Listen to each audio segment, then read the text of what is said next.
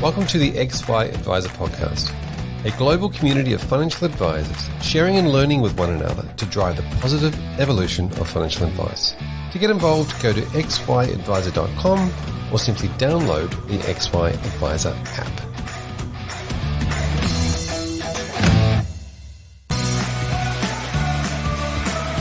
Hub24 is on a mission to empower advisors to deliver better financial futures for their clients. They are dedicated to customer service excellence and delivering innovative product solutions that create value for advisors and their clients.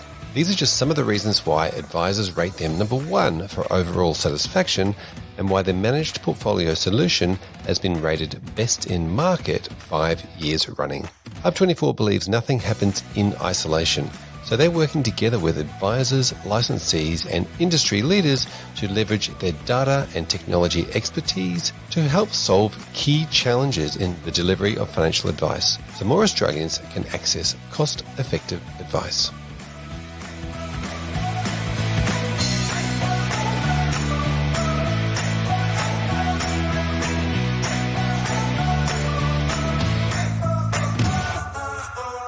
Welcome back to the XY Advisor Podcast. I'm Fraser Jack, and today I'm talking to Rob Jones from Peloton Partners. G'day, Rob.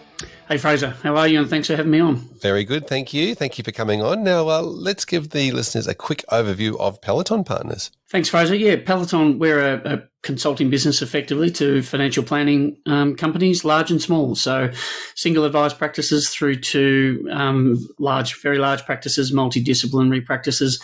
And we help them focus on their pricing frameworks and pricing advice correctly. Fantastic. Now let's get into the Rob part. Tell us about Rob. How did Rob get into this position or financial advice, financial services? It's a little bit different, Fraser, to be truthful with you. So I started my career. I started commerce at uni way back in the day, and after I think I was in second year or third year, I can't remember now, but I broke my leg quite severely, and I ended up having to do a lot of rehab in hospital, and I started living with a mate of mine who was a policeman in Victoria, and as I was rehabbing and having to do a bucket load of work to rehabilitate. I did well at uni, so I was able to defer and all that type of stuff, but I had to get my leg back under control. And in doing so, living with this guy and seeing how excited he was to go to work every day and loved what he was doing, I thought, gee, that sounds interesting. And because I had to do a lot of training, I thought, well, why don't I give it a go? A very odd thing. And so I did. So that was back in 1991, and I spent 10 years with Victoria Police and loved every minute of it. I did general duties like everyone does, so uniform, out there on the streets doing what police do.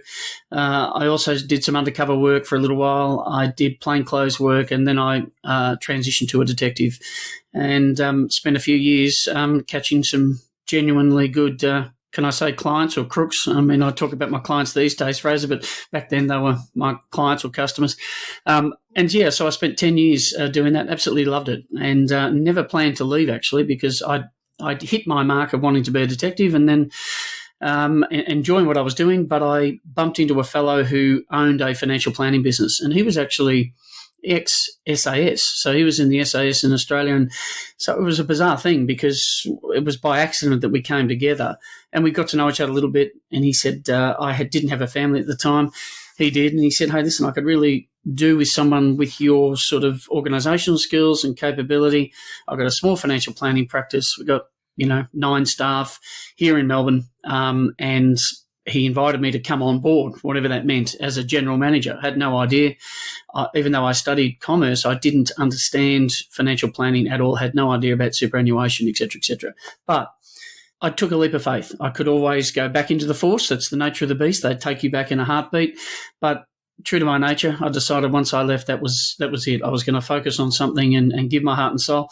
And I'm really glad. And it's been 20 years to the day that I joined effectively or left the force and joined a small financial planning practice. And, that sort of transition was challenging at the time. But, a lot of people have asked, well, how do you do that? And it's funny because I've always been okay at making decisions. That's the nature of the beast. Under pressure, under stress, making effective decisions with limited amount of information, managing risks like when we talk about risks in a financial planning sense, but the risks I had to deal with were environmental, legislative, regulatory, evidentiary, you name it, forensic, a whole series of risks. So for us, risk management in the force was something very, very significant because lives were at stake. And I remember the last job I ever did before I left, literally weeks before I started in financial planning, I had a team of, and I was only a young fellow, I was 28 at the time, I had a team of 127 police, and I was raiding 30 properties simultaneously, and the organisation for that is extensive, and it was a big criminal network we were sweeping up. And then I walked into a small financial planning office, and I had to deal with a workflow issue on the first day, and a couple of staff not getting along with each other too well. And I thought, what have I done? Yeah. So it's interesting, isn't it? Because obviously there's a heck of a lot of structure and discipline in those initial training, and also I reckon the ability to ask really good questions and quality questions probably came out of that first 10 years of working, as you said, in the force. And I like what you said around that we all transition. Well, back in that time, there was a lot of transitioning from other careers into financial advice because it wasn't always the thing that was promoted with your commerce degree, which is very different to now, I guess. But and then work. So tell me about that time when you walked in with your mate who was an ex-SAS. I don't know what to call them, ex-SAS, and then tell me about walking into that practice and then working there for the first sort of 12 months, getting to doing your apprenticeship, if you like, again. No, great question. Look, it was so new and it was so unstructured in my world. I thought, to be honest, Fraser, I thought I was walking into something that it'll blow my mind away. Professional business, Collins Street in Melbourne. I'll be on the steepest learning curve. I won't be able to add value. I had actually a fair bit of self-doubt, to be perfectly blunt with you, and I just wasn't sure what was going on. And so I decided that I'll do as much research as I can. I'm a classic investigator. You research everything, you get your facts understood, but walking in there and seeing we had a single office. There was 4 advisors. We had a paraplanner. We had your typical client service team members and a receptionist, and that was the structure of the business. The owner had a very flamboyant individual who could be described as, he's brilliant, but a little bit erratic in one sense because he just brought stuff in and clients were coming in non-stop. And the business for me when I walked in was almost chaotic. There was stuff going on everywhere. There were clients to be seen. There were these things called SOAs to be prepared. There was some internal pressure amongst people saying, I need this particular piece of work and I'm not ready to get it done. There were all sorts of stuff. And I suppose I threw myself in. I started to work out what superannuation was, what providing financial advice was. And in fact, one of my first real lessons, ironically, was around pricing, Fraser, because I was actually photocopying for 3 days our review reports that were going out to clients. And that was a bizarre thing. I literally stood at a photocopy and one of my detective mates ran me and said, oh, gee, what's it like in business? I said, I've been on my feet for about 13 hours straight photocopying. And he's gone, hang on a minute, last week you were putting bracelets on crooks and going to the Supreme Court and giving evidence and blah, blah, blah in murder trials. And here you are photocopying. I said, yeah, but it was in that photocopying that I learned a lot. And I started to look through cash accounts for clients and seeing these fees coming through was really bizarre. And the reason I mention it is it's so prophetic because it was 20 years ago almost to the day. And I remember seeing this just confusion, all these fees that fluctuated all the time every month. There was no rhythm to it, no symmetry to it, no structure to it, and I couldn't get my head around it. And so I asked the question of the advisors and the owners at the time, well, listen, what's going on with this? I can't get my head around it. Oh, Rob, it's quite simple. You know, clients have this thing called funds under management, FUM, and what happens is the platform takes the start of the month and the end of the month. They get the average of the FUM. We then apply this thing called 1%. That's what we charge our clients. I'll get on to why in a moment, but we charge them 1.1%, and then the fee gets calculated that way. And I said, but why does it change all the time? Oh, well, money can come in, money can go out, people can withdraw some, there's pension payments to be made, there's super contributions. It was all over the place, and I was still confused, very confused as I started to sort of unwrap, well, what's this business actually do for people? What services it provide? What does it charge for those services? And I just couldn't get the connection at all. Even back then, I struggled with it. And I actually said, literally in my first week or two, do we need to follow a model like this? Because how do we know it's right or fair? And how do we manage a business when it changes so frequently? I said, oh, well, that's what That's what we do. That's what everyone does. That's what we've always done, right? Yes. So shut up, Rob, and just do what everyone does. So I fell in line. I find this really interesting that you've come at that from a consumer point of view. Yeah, so both as you mentioned, the investigator, which I'm going to get to a bit later on in our conversation because I know that's still inside of you. Oh yeah.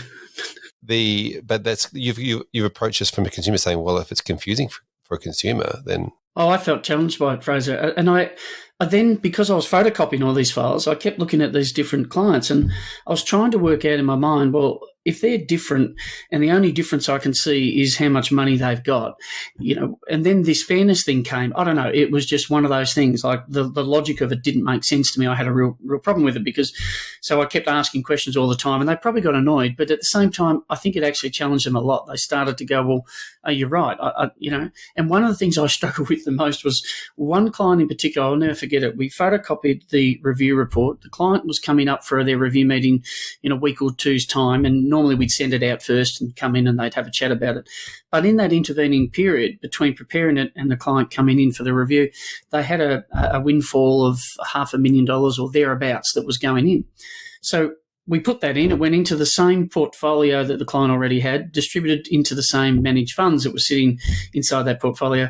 But we made an extra $5,000 out of it because it was $500,000. And at 1%, that's what it meant. And I knew that in my head was, well, does it take us $5,000 to pretty much just invest the same amount of money? Now, back there, not generating an SOA or an ROA and all the trouble you have to go through, you didn't have to do a hell of a lot at the time. So the money went in and I thought, gee, the client, we just made an extra $5,000, but have we actually done something?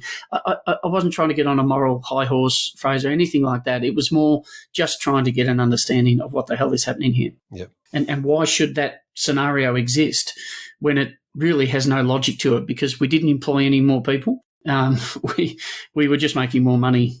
That was it. Yep. So that's so if we then work out where did you go from there? I guess how did you then think about what could a fee model look like? Well, I sort of took the general manager role. Then I was asked. I'd sort of tried to make a few changes in the business, and I think I was okay at some things I did. And they asked me to come on board as a director, and then I became a part owner of the business, and we started to then grow. But the thing that we then did was because no one was ready at the time, there's no such thing as a fixed fee back then, Fraser. It really, well, there probably was, but it didn't exist in a financial planning sense to any degree at all. Every firm I spoke to on the exposures that I had to other firms was all the same, pretty much 1%. But then we brought in the tiered fee model, which was probably the next major shift, if you like, of that business around fee. We brought in the 1.1, we tiered it down, and I felt a little bit better because I thought, well, okay, we're not necessarily penalising people who are successful and wealthy and penalising their wealth, which was what I thought we were doing. We're actually, accommodating, if you like, but there was still a disconnect even from that. But at least it was a little bit better than just applying an arbitrary flat percentage of fund. And the other thing that struck out, sorry to interrupt, the other thing that stuck out at the time too was that there were clients who, we use this, or some advisors often say to me now, Rob, this client's simple needs client, or their circumstances are simple. That was the other big lesson for me. The more I started to deal personally with some of the clients, I never advised them. I was the owner, runner, I was running the business, CEO, etc. But I did spend a lot of time with clients and talking about things and got to know a hell of a lot of them. And then I realised, gosh, there's a lot of differences between people. Their motivations are different. Their needs are different. Their financial literacy, financial acumen is different. Some seemed to be really, really complex because historically that's what had happened. They had all these different trusts and family trust accounts and et cetera, whereas others were quite basic. And that was, I suppose, part of that journey then of understanding, well, hang on a minute, there's more than just a number difference here. There's actual differences in human beings and what motivates them and what their core reason for advice might be. And so I started exploring that a bit further, eventually going down a segmentation sort of process, if you like, to try and even connect closer to the differences that clients were presenting with, if that makes sense. Yeah, and to be able to uncover a lot more of that information and then to be able to keep that information in the system. You bet, because in the force, we used to use the terminology around, it was called antecedent information. So basically, if I saw someone on the street that I'd sort of known was perhaps a little bit shady, we'd stop them. And if they were criminal, we would basically fill out what was called an antecedent report. Why are they out at a certain time? What were they wearing? How do they like to speak and engage? What are their likes and dislikes? As bizarre as that may sound, from a policing point of view, that is so relevant. So I started to think a lot about, well, how do we capture information about clients? How do we transfer that information internally amongst ourselves? How do we keep the client? How do we show them that they are so important to us that we know everything about them? And irrespective of whether we have to change an advisor and in and out, we're going to carry this sort of important personal information through, including their fears and anxieties. And that was a big thing for the firm at the time to understand, because they were going, well, hang on a minute, we've just got this bit about that's their cash flow, they need this, they need that. But it was, for me, it was more that connecting stuff that made a lot of sense, because I'd saw it in the force, I used it all the time, and we could go to crimes sometimes and I could see footwear imprints and know exactly which crook it is, or know how they were initiating their particular brand of an offence of breaking into a home. So I always felt that collection of that information, sharing it, having it understood was something that was lacking in this business, and that's part of my little mission, was to solve that. Yeah, I'm sort of a little bit on that mission with you, and that sort of dovetails into, I guess, the idea of, goals and values-based financial advice, and being able to then say, well, I now understand what your internal motivations are to be able to, to want those sort of things. Let's get back to your journey. So you're an owner and manager in that practice. Where to from there? So we spent, that was 2001 through to 2008. In 2008, the business made a decision that we would merge with Shadforth Financial Group, SFG. So that group of companies, around the country. And to be honest, mate, I having spent 7 years and getting used to this industry in only one firm, boy, that sort of opened the eyes up. So with these 13 firms, we did a merger. It was a script-for-script merger, no cash at the time. And it was basically a like-for-like comparison. And it was my first initiation into comparing yourself to others and having a look at similarities, but also picking up differences. And I naively thought, and I was probably pretty naive at the time and insular, because I was only dealing with the firm that I was engaged with and owned a little bit of, I thought we'd all be quite similar at a pricing level, at a service level, at a profit and loss level.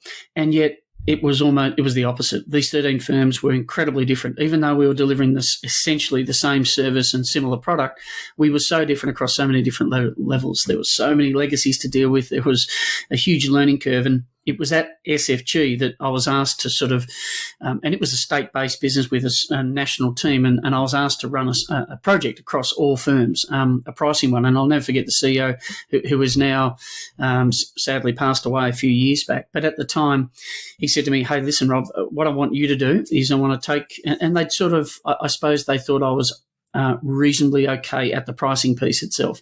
So they said to me, could you please And he was walking out of the room when he said it. Rob, we need to make some more money for a start as a business, because we're not as profitable as we should be. That was number one. Number two was, we need to get everyone on the same page. Can you go and organise that and synchronise pricing? Now, we had 16,000 clients. We had, a huge amount of money we were managing. We had so many different client profiles. We had different firms and different experiences. And we had, in amongst those firms, I reckon, there had to be 20, 25 different variations of advice fees.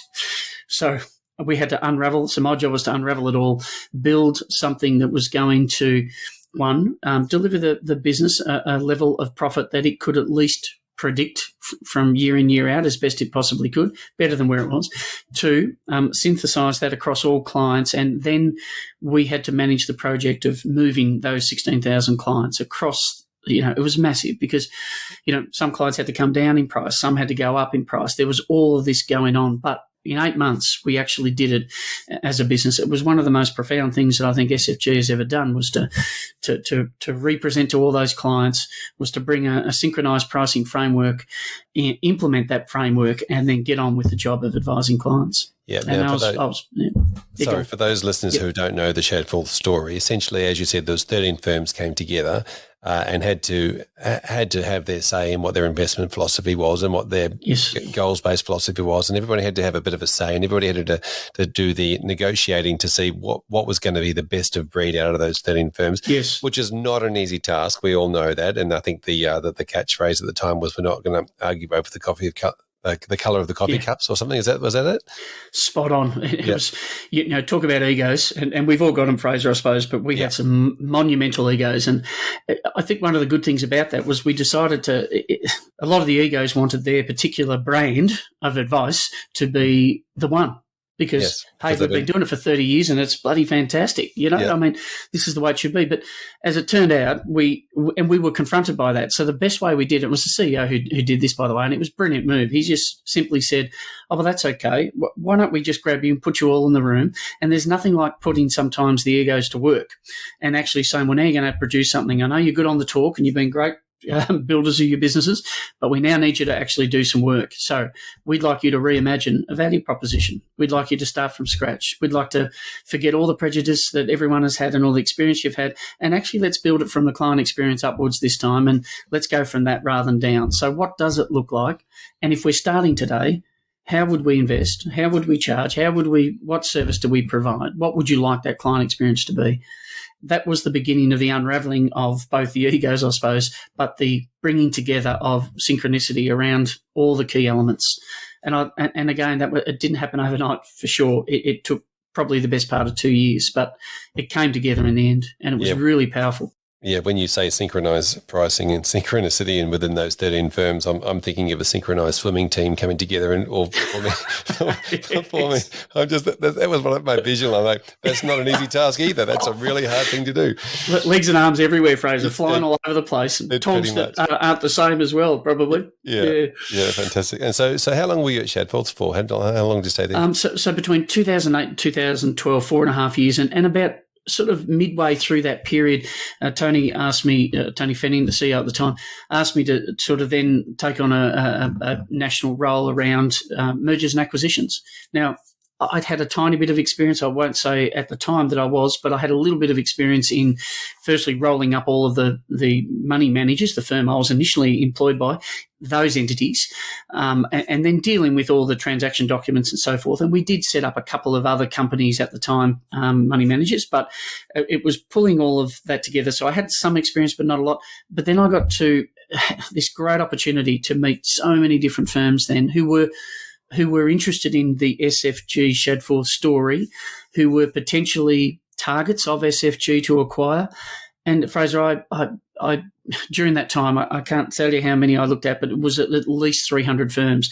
And my job, it was pretty confusing too, right? Confronting. I had to come up with a way to work out what would be a good firm to buy and what is not a good firm to buy by definition. So I decided to build my own little internal assessment matrix, benchmark, if you want to call it. And then I basically lined all of the 13 initial SFG firms together and looked at all their metrics. Then I combined them as a single group. And then I basically measured every single firm against this. But it was in doing that and in speaking to the owners of these firms that you realised, and something really profoundly struck me. One of them was some of them actually don't know their business well at all.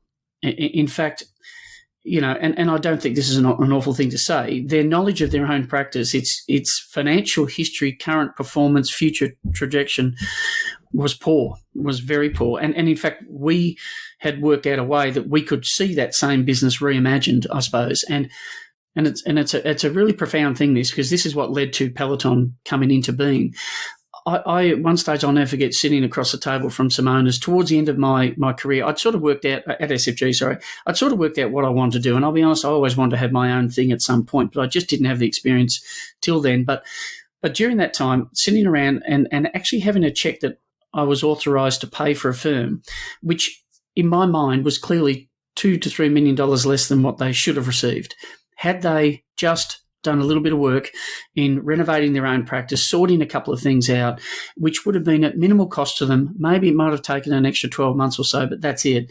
And they could have had that extra amount. Now, my job was to buy for my shareholders at the lowest possible price. But I thought to myself, well, hang on a minute, if I keep coming across this, what on earth is happening out there? And the other thing is, I suppose I got to see so many different firms and so many different scenarios where some of the owners were struggling with those decisions they had to make. Some businesses were small, unstructured, other businesses large and had culture problems. And I started to think very deeply about, I don't know, I think I'd like to go out and help them. I think there's a business there. I'll be honest, it was taking a hell of a lot of risk because I didn't do any further research than that. But when I think about it, I did a lot of research. I had 300 firms to look at. I had all of their problems we were trying to work through and get ahead in our mind.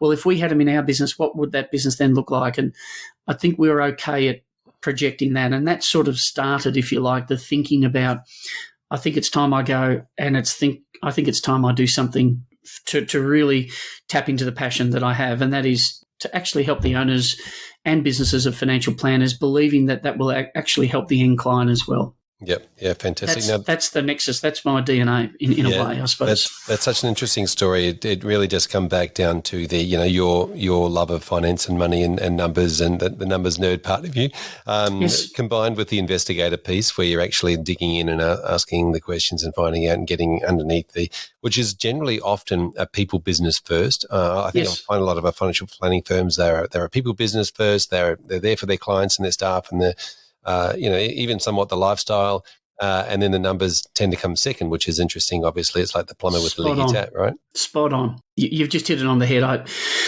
Look, not jumping right now to where we are, but I have this sort of catchphrase in Peloton that our sole job, and I just spoke to a new firm yesterday morning, and I said to them at the end of the day, our job is quite simple. It's an equation that sounds simple, and that is to establish and maintain a right fee for the client, right return for a business.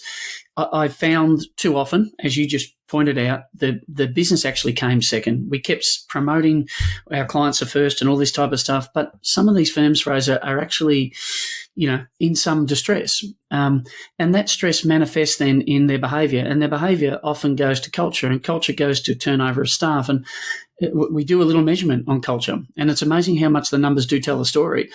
And without speaking to owners, if we get their data, I can actually get a read on their culture really quickly by assessing their longevity of team members and other bits and pieces. And it's a really profound thing. And often it stems from, I've looked after the clients. I think, well, I'm paying my staff well, but I'm not paying myself very well at all. And I don't think I'm building a sustainable practice. And that, again, is part of the DNA of Peloton as well, was to rectify that and bring balance back. It's not about promoting the business over the client nor the client over the business. It's about that equal objective of delivering a great service but getting paid exactly what you should be paid, what you deserve, what you ought to have, and just making sure that is the predominant strategy. Yeah, fantastic. Now, tell me about that initial starting your own business, because obviously a consulting business to financial advisors is very similar to a financial advice business with clients. You started up, you had to go and find clients. Tell us about how you went and did that. Well, I had to convince my wife first, mate, and I'll be honest with you, that was tough. I was fortunate that my business partner, co-founder Michael Harrison, came with me, and both of us shared a very similar passion, and together we built Peloton, and we were starting there with an empty sheet, and I suppose I was thinking, this will be great. I'll have all these clients. I'm sure they'll come to us. They need what we do, and I was wrong. Obviously, we started well. We did a little bit of here and there, but we didn't actually start delivering what we are delivering right now for some time. It just didn't happen straight away because I don't think we're on song. I don't think we had that product, if I can use the word loosely, properly understood and ready to go. But we did little projects here and there for some firms. We started to slowly build a bit of a reputation. We were never a coach, Fraser. We're not. There are some coaches in this industry. I looked at all that. We decided, because we were good at execution, and yeah, it does go back to my policing days. I love to solve crime. It was one of my absolute joys in life, was to go in and solve something. The only way you did that was execution, not executing people, of course, but execution of the arrest strategy. Shout out to the Victorian Police Department. Oops. Sorry, force. Yes, and I but it was about execution, Fraser, and I felt that if as a coach, I'd be hopeless because I'd want to get in all the time and start being hands on because I can't stand like, hey, I went away to this conference, felt good for a couple of days, and suddenly I've lost all momentum. And as an advisor truthfully said to me, the same one yesterday or the day before, when he said, I actually, Rob, don't know where to start. I know I want to do something. I know I have to do something, but I don't know where to start. And so it was, we always set it up to be execution focused, that we weren't going to just say, here's what to do, tell me what to do. It's here's what to do. Here's the why of why you should be doing it. Here's the process of doing it. And by the way, we can also do it for you because, and the minute we did that and the minute we started to build that reputation as being able to execute and implement, it just changed everything, Fraser. And we went from, looking after one or two clients to where we are today. But I must say, we're not a mass market coaching business at all. We only deal with effectively 12 to 15 to 20 firms maximum a year because what we do is very intense and it takes a lot of manpower. And and because we need so much focus on it, we are not a big mass market coaching business. We are a specific implementation business, project management business, dealing with something this industry has found terribly challenging, how to value advice, how to position advice, how to price advice, and how to make a sustainable profit from advice. And 8 years later, I'd like to think we've nearly hit the holy grail of getting that right, if I can say that. And before we get into the products you actually provide, it's kind of like a 12-month to year and a half type program, isn't it? It's like you're not like let's be together forever. We're going to help you get to here, and then you're done. Now, spot on. And look, once we get them to there, what we've noticed, our first 6 clients, ironically, the first 6 firms we dealt with have all come around and done this again. Even though I say to them, you can actually do it yourself. You've got the structure, you've got the framework. They've wanted to pay us, and we're not cheap, Fraser. We'll talk about that later. But I'd say as an investment, it's incredibly return on investment's huge, but it mightn't seem cheap. But these firms have all come around. They wanted us to do it again, and the reason they came back, and the reason they wanted it is they wanted the experience again, and they wanted the discipline, and they wanted the framework, and they wanted to be accountable, and they wanted to know that someone was there constantly at their back saying, this has to happen and it's got to happen. It's the only way it does happen. So we'd sort of, our program, if you like, there's I Focus, I Deliver. I know I won't get into it in real detail, but yes, essentially there's a 15-month program that's in there in the I Deliver, which is all of the doing bit. And that's how long it actually takes to price advice and shift clients and communicate value correctly, Fraser. I don't want to shorten it any less. I live in a world of doing this every day. I don't do broad-based coaching, and I still takes us that long to do it, and proudly so, because the more that we understand a business, we deep dive into it, the more we understand the client, the more the end client, their world, their service, their value, their needs, the better we can price it. And the program itself is powerful because firms can use it over and over again to run their business professionally at that most important bit. Yep. Yeah, the way I sort of describe it is you do the diagnosis at one part of it, and then the second part you just fix it. It's a bit like taking your car to the mechanic, I suppose. Here's what's wrong with it.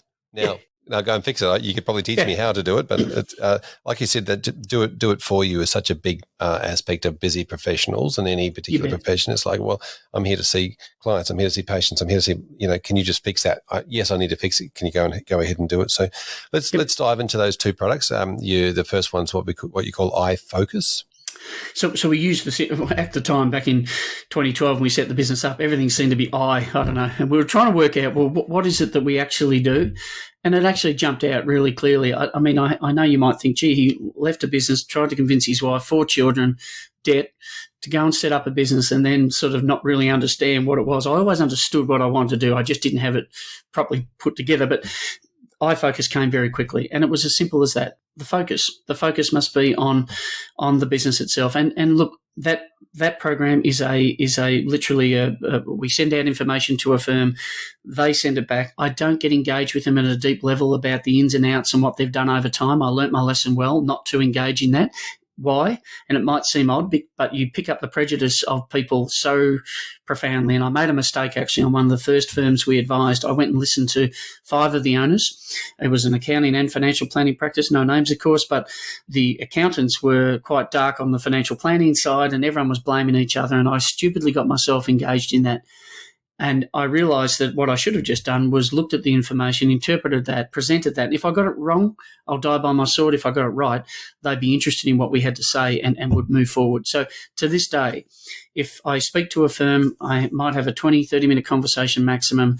But after that, that's it. We send out some information in the iFocus stage. They send that back. It takes us 2 to 3 weeks to properly analyse, put together our advice. Again, we're not dealing with mass clients, so unfortunately it does take a period of time to deal with, but it's a really profound deep dive. It's looking at a business, taking the rose-coloured glasses off, looking at their financial performance historically, looking at their service, their type of clients they support, how elastic their service proposition is, what their pricing framework is currently, what it's done to the financials of the business, pulling back the layers to understand it better, and then reimagining that same business through our lens with the experience that we've got now from the 100 firms that we've dealt with, and giving them a sense of, I suppose, framework, hope, confidence, to be able to project for the very first time perhaps exactly what their future looks like and know how to deal with any changes, whether it's internal changes or changes at the client level. I think these are really powerful things, and iFocus does that. It shines the light on the potential very clearly. I present that then to the owners over a 3 to 4 hour meeting, and then forward them the document that we've prepared for them after that, and that tells everything, right? It's them, and it's not often we've got it wrong. I'd like to think 99% of the time we've actually got it completely right. And sometimes it's very, very challenging for the firm to hear what we have to say.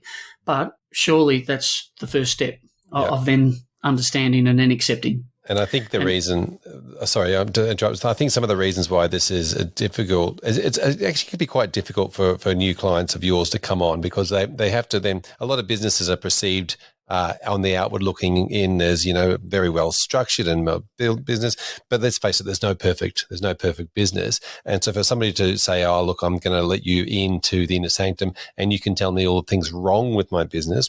And I'm thinking that you go in and you look at facts and figures only and discard, by what you said, discard all our good intentions. They haven't happened yet, so we'll just discard them and just look at the raw facts. Sure, they get certainty out of it, but there's a fair bit of falling on your sword, I guess, that has to take place. So tell me how you get like new clients of yours, because this is the same as clients of a financial planner, how they get their mindset in a place where they're willing to do that. Yeah, great. Another great question. In fact, I had someone I presented with recently who's been in the industry for a number of years, and she's a fantastic operator, runs a great business, but she actually said to me, I've been hearing you, heard you speak a few times. I've sort of heard of your group generally. And Rob, I'll be perfectly blunt. The reason I haven't come to you guys at this point in time is I actually don't want to hear what you have to tell me. I'm a bit embarrassed. And, that hit me, Fraser, a little bit. And I thought, my God, that's... Now it wasn't, I don't believe it was her ego at all. She's such a terrific person. It was her call that the business is not necessarily in the best shape, and she wasn't necessarily wanting that to be told that. And so we've had to sort of overcome even anyone's fear of going through a process like this, which yes, can be challenging, but also very positive too. The thing I suppose I would say to anyone listening is, if at all, if at any point that you've sat back there and said, I actually just don't feel that I'm being rewarded necessarily to the extent I should be. I don't feel that I've got the team completely on site with our value and how we go about things and so forth. And I just don't feel it's right for tomorrow's environment or even today's. That should be a trigger to do something, whether it's coming to Peloton or whether it's engaging someone else to help you understand more about what's going on. Whatever you do, just accept that perhaps you might need to swallow a little bit of the pill initially to hear what needs to be said. But in that environment that we're doing that, at the same time, we're actually drawing on, well, now we're going to get over that bit. Let's reimagine. So let's reimagine together. But when I reimagine it for you, it's not some hope thing. It's not some amateur projection based on nothing. I'm going to tell you exactly what's going to happen in the next 12 to 18 months to your cash flow, to your clients, to the time it needs to do something like this, the impact on your business. And it's in that I think creates then the impetus to go, right, I've bitten it. I understand. I can see. I need to do. And that's why I say to them, so we're going to stop that conversation now. We're going to talk about whether you're going to invest in this yourself, do it yourself. I've given you a framework to work to. Build that yourself, or do you want us to actually do it for you and implement it for you? That's the end of the I focus, if you like. And we tell them exactly how we do it, by the way. There's nothing, I don't like to hide anything. I like to give a lot, and I like to say, well, this is what you're going to go through. And we know it works because we've done it many times. If you want to do the same, go through the same steps. Don't shortcut. Don't take I might just do this bit and so forth. If you're fair income about it and you do need to change, and let's look at this regulatory environment. If there's ever a time to get this right, you have no choice, Fraser, but to get it right. It's almost like, and I've been saying the same stuff for 8 years, and no one listened to me back 8 years ago when I talked about this, because everyone was used to the environment at the time, but it was never going to stay that way, So it's the encouragement, I think, to see that there is definitely a really positive light at the end of the tunnel, and it's not just fluff, and it's not just, hey, you're going to walk out of here and you're going to be you're going to do all this and make all this money. I don't say any of that. I say this is a framework that needs to be put in. It takes time, effort, energy on both of us, skill, communication, training for advisors. It's a full reset.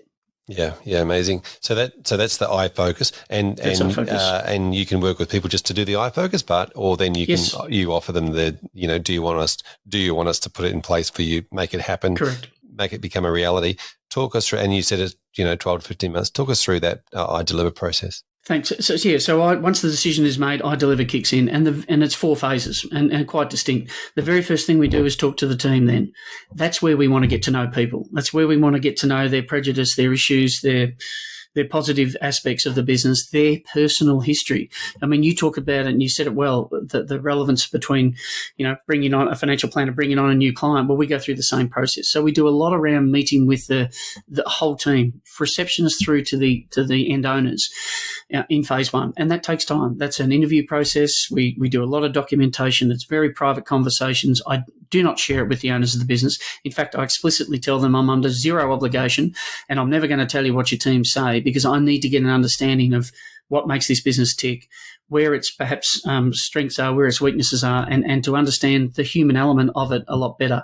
Because I personally believe it's in that human element that you see I get a reflection of the client value. And then, as odd as that may seem, it's amazing when you talk to advisors and the team and all the layers of the business, you can get a really strong sense of what the client environment must feel like. And having done it so many times and seen all different models across this industry, and I'm not saying I can, get it perfect every single time, but I do get a very, very strong sense. So doing that is a key part of it. And then we go back into numbers again. Sorry, I feel like that again is where your trained investigator, really comes through.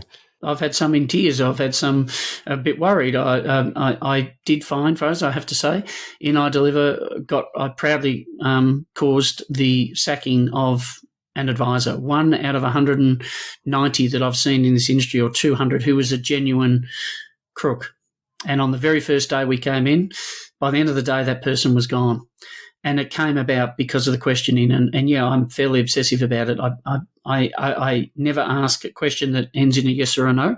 It is always who, what, why, when, where, how. That's and the reason for that is my training, and it's you get people to speak, you get people to talk, and as I said, you get a really strong sense of connection then. And this particular individual, I don't want to hone in on it, of course, and waste time, but that was a prime example of a person that shouldn't have been in this industry, and it's a reason that these intrusive regulations are imposed upon everyone. But the 190 or 200 other advisors I've spoken with, it's been such a privilege. They are so damn awesome. They annoy me at the same time because they limit their value all the time. And the only way to let that really unravel, and that's where it does, is you listen to their stories about the great advice moments they have achieved for their clients. And when they say stuff to me like, I don't do much for this client, Rob, or, they're really easy to service, I never accept that, which is a bit like back in the old criminal days. I never accepted a bloke who turns around and I've caught him almost red-handed. He said, "No, I didn't do it." Well, okay. Well, I'm going to work out and make you trip yourself up. Whoops, I shouldn't have said that. I'm going to work out a way through questioning to get you to tell me what I need. I know is the case. Anyway, so that bit's so important. So number one is team. The second step is numbers. is absolutely coming back in about understanding first the elasticity of the service proposition, pairing that then and understanding client profiles. Now, the odd thing about client profiles is, people often say, clients, they need superannuation advice, or they need pension advice or investment advice or whatever. And everyone sort of tends to stop there or don't go too much further. We want to go much further. We want to understand profiles, not how much money someone has, but the type of client profile they are. And the way that we unpack some of that is through questioning around the reasons that they came to advice in the first place. Why did they come to the business in the first place? Was there something missing? Was there something lacking? Did they have hopes that they perhaps couldn't do themselves? Is there a financial literacy issue? Is there a lack of time issue? Is there a financial succession issue or financial philanthropy issue that they want to pursue? That bit needs to be unpacked so much, and yet it's too much left off the table. But so we want to understand that. So understanding the client profiles is that next stage with the numbers again. Yep. Then we go into the next phase of building their initial pricing framework. And in some firms, we've actually we're up to version 9 on one firm. It takes time. It really does, because if we ignore the client profiles, or we just take the extreme end of client profiles, we're going to miss the core group of clients that every business looks after. And the presumption, and it's a reasonable one, is that same client profiles will come to the business at some point. The extreme ends we can deal with, but they shouldn't dictate the pricing framework, because it'll distort everything. So we spend a lot of time around pulling all that together, presenting that to the business. Then we go into a testing phase. So we take all the advisors behind the analysis of how we got to where we got to. We talk to them about targeting profit, a simple proposition of actually targeting profit. Now, not all advisors are owners of a firm. They don't often know that. But in our world, the firms we work with have been so brilliant in saying they're exposing themselves and saying, we want you to know everything, advisors. If you're not owners, we want you to come in behind the curtain. And I ask them that permission. Can you let me take them in so they can understand the why here, so that they feel connected to the process. They feel connected to the pricing validation piece that's so important. And so that when they're talking to clients, it becomes something that they innately believe in. And it's not something they're just going, gee, I'm going to have to tell you what the fee is, and I'm making a fortune, or I don't believe it. So we do a lot of work around that. So that's sort of phase 3. Phase 4 is coaching.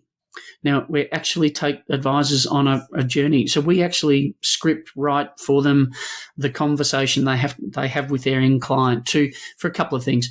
It's not for the client, Fraser. The client gets it's overwhelming, our analysis and performance to date and everything we track. And as you know, we track every single individual client here. We're not talking stuff that's fluffy.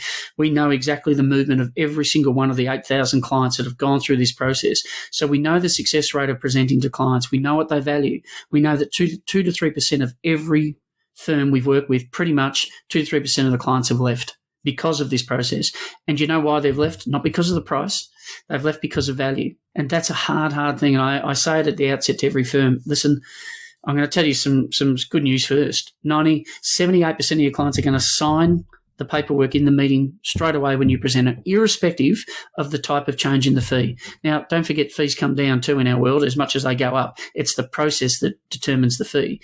But for those that go up, overwhelming numbers sign in. And why do they sign up straight away? They have no issue with it because, 1, they believed in the process that the advisor's just taken them through.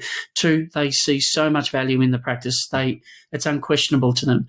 And that's that intangible value component. So they don't have an issue. They don't believe they've been hoodwinked into something, and they believe they're getting tremendous value. But a reality is a small percentage won't, and just will leave. And so that's a fact. But overwhelming, they don't. So we show the advisors how to have a conversation with a client in a structured way to introduce a really tough topic.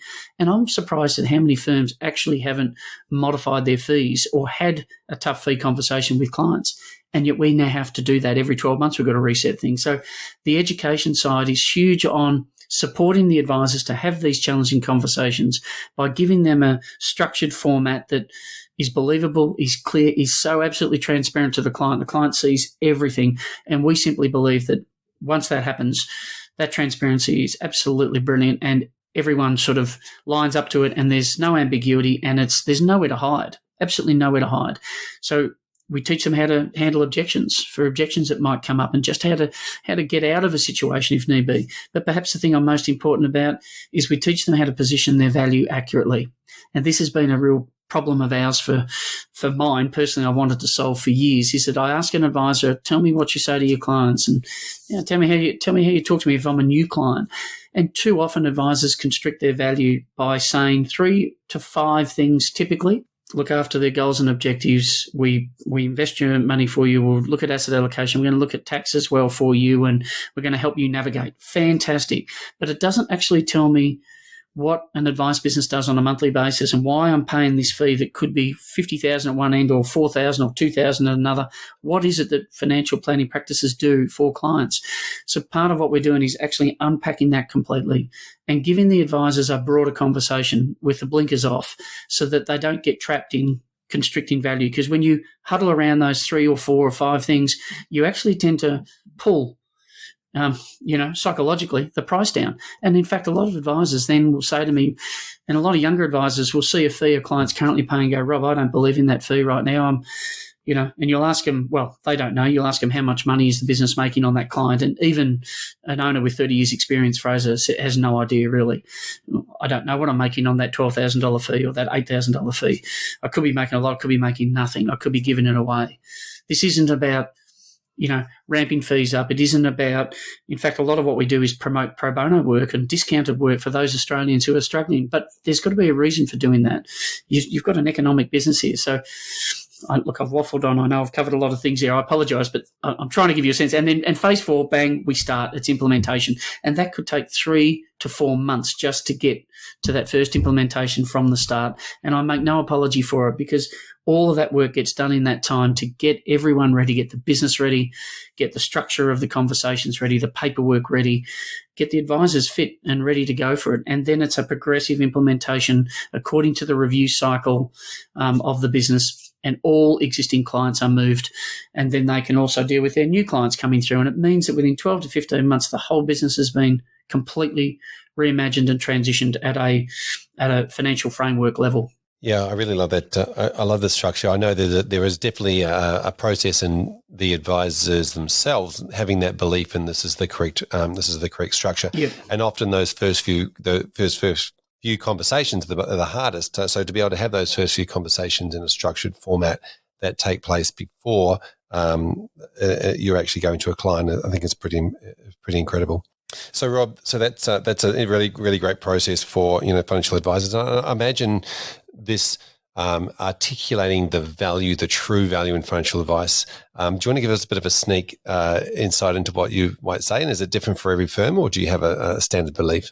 It's very different for every firm. And I suppose that's the first thing to demystify here. Even though we're all financial planners and we largely deliver the same thing, cost structures, profit structures, history, everything is cost-based. Everything is so different.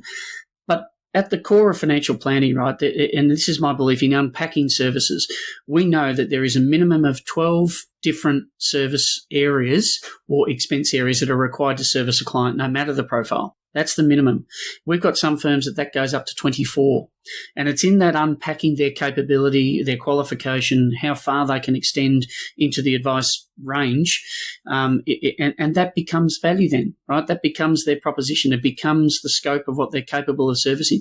And often it's a surprise to them to actually see that laid out structurally and functionally, and then for their clients to actually see that when those clients are reflected against those same set of service areas that the business is qualified to do.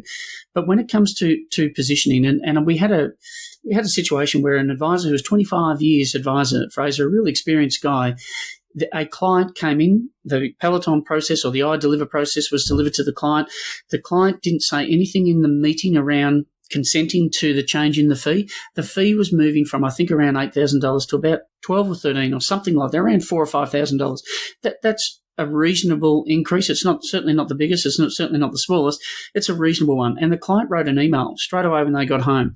The client was actually a policeman, wife was a teacher, so they were quite knowledgeable people, experienced people. And the client wrote a simple thing back and said, listen, I don't necessarily object. You actually explained everything quite well, really well. I don't object to what you've just delivered to me. But before I hit the button and consent to it, what do you actually – you've told me I have to pay a monthly fee and it's part of it, and I've seen that before. But what do you actually do for me on a monthly basis? Now, the advisor then rang me. It was interesting because he said, oh, Rob, I got this email and that's what the client said. And I said, well, you've been an advisor longer than I've been in business. So what was your response? And he again sort of clustered around those 5 or 6 areas. So I said to him, look, if it's all right, I'd like to respond to that client through you, of course. And I'd like to tell the client exactly what goes on in a financial planning practice to service a client, which in my world equates to the value of advice, right? So I did. And I actually listed for this client 15 different areas that their monthly fee contributes. Profit is one of them. So the final one was profit margin. And the client came back once he saw everything, and it was all laid out in the same way that it was presented to him, but just with a bit more detail. And the client said he finally understood, because he actually thought my needs are quite simple and, oh, what do you guys do? I only see you once a year or twice a year and blah, blah, blah. But that's not what you pay a fee for once or twice a year. You actually pay it for this ongoing thing that has to occur. And it was just through, I suppose, peeling back those layers that it makes sense. And that now has become a little bit of and it changes for every firm. It has to, because each firm is a little bit different in where they go, and each client is a bit different in terms of what they need. But the core structure of that is something that I'm passionate about. And it's something when I train advisors now and I send them and say to them, you can put this on your website if you want, and they want to use it because it actually is the fullest example of what actually goes on in a financial planning practice and why a client should pay a fee. And the crazy thing is, the advisors, especially the ones coming in, go, wow, I didn't even realise this. I didn't realise it. You're right. This is the areas that we're doing. These are the areas that touches even advisor training, even the compliance and regulatory thing. All of that, we've made sure it's quite clear and explicit so that there is no ambiguity and that part of the fee goes toward this, just as it is that specific need for that specific client, which needs to be dealt with. And a lot of it is around that intangible value piece. So we found out the reason why this policeman and his wife needed advice. There was a couple of reasons. One was a financial literacy one. Not that they were uneducated or anything. It's just there's never been an interest. They always came back to the firm and asked more and more and more about things because they needed more understanding. They requested more time. They needed more meetings. That was part of their DNA. They wanted more attention because they couldn't quite grasp some of the concepts. So we built that in for them. Now, there was another client. The next one that came through was an accounting partner of a tax partner of a firm, of one of the big 4 accounting firms here in Melbourne, and absolutely has bucket loads of knowledge, but had no time. So there was a time-based engagement that we were factoring in, and the importance of time and getting organised. This is what advice is about. It's about understanding those initial needs, desires, gaps, if you want to call it, and actually making sure that you're pairing your value to that. Because the minute you do, part of the fee, we say for every single client, and this is in the education of the advisors, is clients are investing in themselves. And my level of investment that I need to make is different from someone else based on my experience and where I'm at in my stage of life. But the minute you connect me that I'm investing in myself and my family's future, and it just changes sometimes this thing of, hey, I've got these, I'm going to try and screw the fee down. We've had clients just constantly want to test their advisor. They're only testing them, right? And they're putting on them. And I've heard advisors go, oh, look, perhaps we might be able to do a little bit with the fee. And I stop them and go, the minute you say that, all you're doing is lowering your own profit. So do you want to do that for that particular client? Do they deserve it? Do they fit a category that you should be discounting them? Have they got any right over any other client? You're eating into your profit. So let's get confidence about what we do. Let's know it's valuable. If the client doesn't believe it's valuable, that's their right. They're not a client. But if they do, they're investing in themselves, and then there's also these cost areas that they must pay to stay. It's as simple and as logical as that, but the conversation and framework and the pricing model, Fraser, has not to this day, as far as I'd like to say, it hasn't been structured that way that you can have that type of conversation fluidly, honestly, openly, transparently, and not budge from it. Yep. Which is the important point here. Exactly right. Thank you for that. And speaking of fees and value, are you happy to talk about how you charge and your fees? Yeah, 100%. So the iFocus is $15,000 plus GST, but occasionally it depends on the type of firm, depends on what we find. We can provide a bit of a discount to that. We've gone higher, we've gone lower, but it takes us roughly between 60 to 80 man hours to put together an iFocus. Some firms are very complex. Some firms have got MDA, managed account structures that need some unpacking. That might take a bit longer, but we base it on that. And our standard fee has been around $15,000, but we We move between the ranges to deal with it. As far as iDeliver is concerned, the engagement at iDeliver is somewhat different. It's a minimum of 400 hours. Even for a single advice practice, I get this a lot. We work just as much with, and we've got plenty of those, through to we're working to probably 1,300, 1,400 hours with a firm with 9 advisors at the moment. And it's a time-based thing. So we charge a minimum fee to engage Peloton at $80,000 for iDeliver, spread over 24 months. And I suppose if I can just get to the topic right, and I was told this, Fraser, when I first started the business. They said, Rob, back then we were charging $5,000 for an iFocus and $20,000 for iDeliver. And they said, a couple of people I trusted, mentors, said, advisors won't pay. There's no way. They're used to getting handouts. They won't pay for that. That's a $5,000, let alone 20, let alone 30. Well, we have pretty much zero. I don't have a problem with selling the fee because it's an investment, phrase. It actually is the easiest thing to do. And I know it sounds large and I respect that, but it's what you got to pay for what you get. And the return on that is phenomenal. I don't think we've got a firm yet that within the first 7 months hasn't actually covered already that Peloton fee that's amortized over the period for them. I haven't seen a firm yet that's actually had to budget for this even. It does self-pay. But I'd like to think it's more than that. It's an investment. And if you don't want to invest in it, don't. If you want to invest in it, see it as an investment. The return is very, very clear, and we do a lot of cash flow projections for the firm. We show them exactly when it's going to pay you back, and it dwarfs the impact. I had a firm recently. I'll give you a very simple example. We presented an iFocus to them. Sadly, before we got there, they had just bought $400,000 worth of recurring fees. It cost them $1.1 million. It was about 2.25 roughly recurring. We identified in their business a minimum of $435,000 of ongoing revenue from existing clients, no additional cost base, all clients known to the firm, and that would have cost them, I think, about $150,000 to get Peloton in to do it. I think they had 4 advisors, something like that, 4 advisors. Yeah, I don't think I have to say much further than that. I think it actually explains it. What they did was they bought themselves an extra 300 clients. They had to put on more people, clients they didn't even know. Problems in the, as we found out subsequently, the service issues of some of those clients, history they don't really know. And I'm not against acquisitions. I've done 38 transactions now, buy and sell.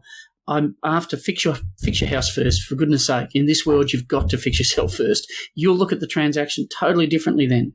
You'll be able to profile it over your new framework and you'll be able to get it right from day one rather than just piling on problems.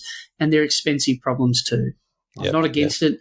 I just think it needs to be done a bit better. Yeah, you certainly sounds like, developing those foundations and securing those foundations within your own business before you bring on who knows what out of an existing book. Spot on. Rob, thanks so much for coming on and chatting to us today and going through your process. How can people reach out to you, get hold of you, contact you if they wanted to continue the conversation? Firstly, thanks to you, Fraser, too, for reaching out and giving me this opportunity to talk about something I absolutely love and live it every day. So I want to say thanks to you and your community, 100%. Quite simply, email, so Peloton Partners, so the website www.pelotonpartners. Peloton is Peloton. Sometimes people Peleton. There's a biking analogy in there that I didn't get into, but anyway, so it's pelotonpartners.com.au. I've got a mobile. I'm happy to give that Fraser at any time. I don't know what the process is, but by mobile as well, through our LinkedIn, all sorts of avenues, and we'd be happy to chat to anybody and just have a conversation with them. Fantastic. Yeah, I think with the powers of Google these days, Peloton Partners should be found, or yourself, Rob Jones, or especially on LinkedIn. I think you're pretty much linked into half the industry, so it shouldn't be too hard to find you. Absolutely. Rob, thank you so much for coming and sharing. It's been an absolute pleasure. Thank you, Fraser. Take care.